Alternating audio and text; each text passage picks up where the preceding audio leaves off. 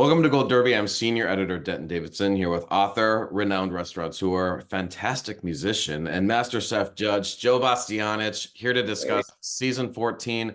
Joe, it's a really fun season so far. The theme is generations. So we've got Gen Z, Millennials, Gen X, Baby Boomers facing off to see who are the best cooks.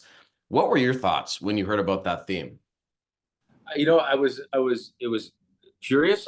I came to find out actually how brilliant it was doing it because you never really think about generations. You reference it, but we have four different sets of generations that are actively living in our society and still participating. And that doesn't always happen. So like the Zers are like what, 20 to almost 28 and they're active, and the boomers are still active because they're 60 to 75.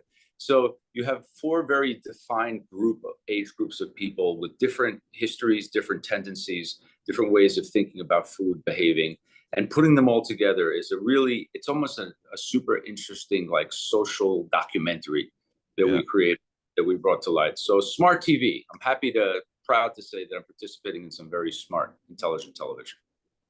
And it was fun watching the auditions, but then we just saw the first episode of them competing against each other, and that was really cool because we have Rebecca who won that first challenge with Meatloaf, and I don't think we would have necessarily had that if it was No, all definitely these not. young kids. Yeah, getting to me, I mean, Rebecca is a really a lot more to come for her. She's an awesome cook. So the fact that she could win with the meatloaf was kind of took us on our heels as well.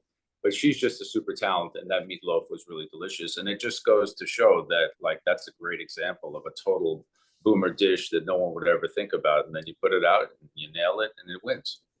And you hate Meatloaf, right? You said you But I mean, it's just like for me, I'm being a meatball guy. It's just like a giant meatball that's a little bit drier than it should be. It doesn't have pasta with it. I don't know. I'm not a meatloaf guy. I don't know what to say, but it was good. Well, one of the fun things is the guest judges from each generation that were while the auditions were happening. And for baby boomers, you had your mom, the great Lydia Yep. Bastianich. Yep. Besides being a great cook and restaurant owner, she's a daytime Emmy winner, recently got the Lifetime Achievement Award. So that had to be pretty special. It's great. It's a great time in her life. You know, she's a boomer. She's done this for 40 years, almost 50 years. So great to have her experience. Great to have her on. She treats me like I'm 7 years old. I'm always risk of getting a slap in the face in front of everybody. So aside from bruising my ego, it's good to have her on the show. She loves to come. And she did disagree with you on at least one chef. I remember you said no, and she gave a yes. So you guys still go head to head, but mom, she still usually win? I defer to her because it's not worth fighting a fight you're going to lose anyway. So Um, the first mystery box challenge, you had these little pictures of the contestants as children. What was the dish mom made for you that you remember was as your favorite growing up? you know, I think that spaghetti and meatballs in a variation that was very authentic is something she always made. Lasagna, baked chicken and potatoes. Always like the simple dishes that you just remember coming home after school that were on the stove, and those are the memories of childhood. You also brought back former MasterChef contestants as guest judges, who've gone on to tremendous success. Season 3 winner Christine Ha, who is one of my all-time favorites. She represents Gen X. Nick DiGiovanni from Gen Z, a season 10 finalist. It's incredible to see how some of these contestants from MasterChef have gone. What do you think that says about this show and how the contestants stack up to others, just not in terms of entertainment, but their ability to have real professional cooking careers beyond this, when many of them had completely different careers before stepping I foot on mean, the stage? it's a national network show. It's a great springboard. It's an incredible brand.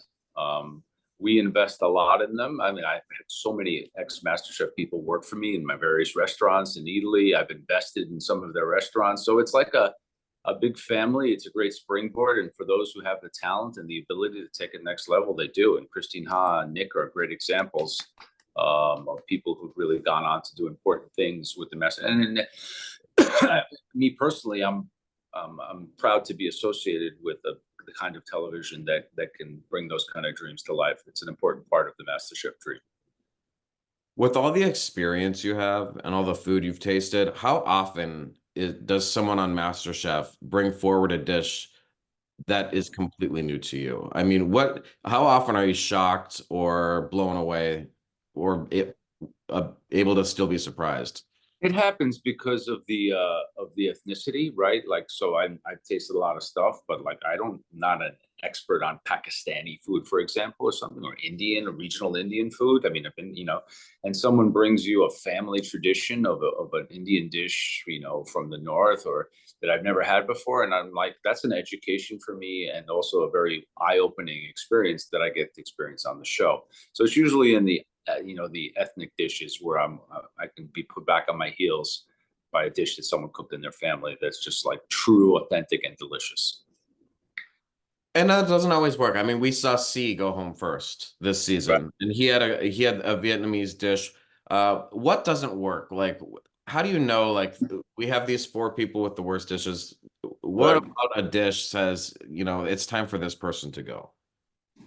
Usually when they're faking it, like you can tell if something's not authentic. They're like, oh yeah, I made this with my grandmother, and they put up something, and we used to cook this together, and you just see how it's cooked, and that's bullshit. So if they're lying, or if the dish is not authentic, that's the one foot out the door for sure. What are some of the most interesting challenges or moments this season that you enjoyed that viewers can look forward to? We have amazing field challenges, which I can't disclose. We have an incredible restaurant takeover, which was super dynamic and very different this year. So a lot of dynamics between the generations that have come to play. No, it's a great season. So a lot of good stuff to look forward to. The restaurant takeover, I actually was in attendance for. I Oh, make my MasterChef debut this season. I don't know if I'll be on TV. nice.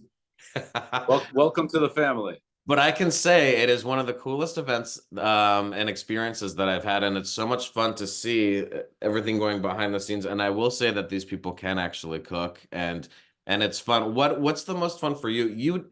I know throughout that challenge, you guys go around to the different tables and ask how people are doing. Aron had my table, so I didn't have the opportunity to interact with you. But what's the most fun for you when you see not just you guys tasting the food, but there like there's real Oh, dining yeah. getting in that experience. The most fun part of that episode is to see when the shit hits the fan and Gordon loses his mind in the kitchen. We look forward to that every year. That's the fun part. Yeah. Yeah, on the eating side, it's amazing when just kind of like we set the expectation so high. It's far along in the challenge. We open it up to the public. You're dealing with the public like I do in my professional life in a restaurant, monitoring expectations and experience. And when they can hit the mark, it's satisfying on a personal level for me. I didn't see it personally, but I did hear that like a piece of chicken hit the wall. So I think viewers are Happens every time. and I'm assuming like last year's region theme, eventually these teams will Yeah, it dismantle. becomes an individual game at the end, which also is interesting because it always stays in the theme of generations, whether in teams or individually. So it's a theme that persists to the end, and it really has its significance, which is a cool thing. And Jill, the last time we spoke, you were coming off The Masked Singer. I understand our international audience can see your band coming up in the next month. Yeah. So what are you doing musically, and how can people see you? You can go to my Instagram. We're touring all over Italy and some Southern Europe, leaving tonight. You can go to Spotify, check out my stuff on Spotify. We have a new Christmas album coming up, doing some originals and some standards in Italian and English. And yeah, just go to my Instagram, Joe Bastianich. You can see all the tour dates. So if you're in Italy and you're screwing around in Puglia or Tuscany, you can catch a date. The summer music festivals in Italy are a real tradition. They're awesome. People come out. It's fun. There's a lot of good food, and it's a nice thing to do.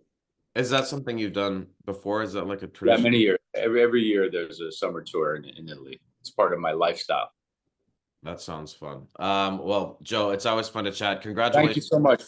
Congrats on everything. We looking forward to Appreciate it. the rest of this season of MasterChef. I'll be rooting for my Gen Xers.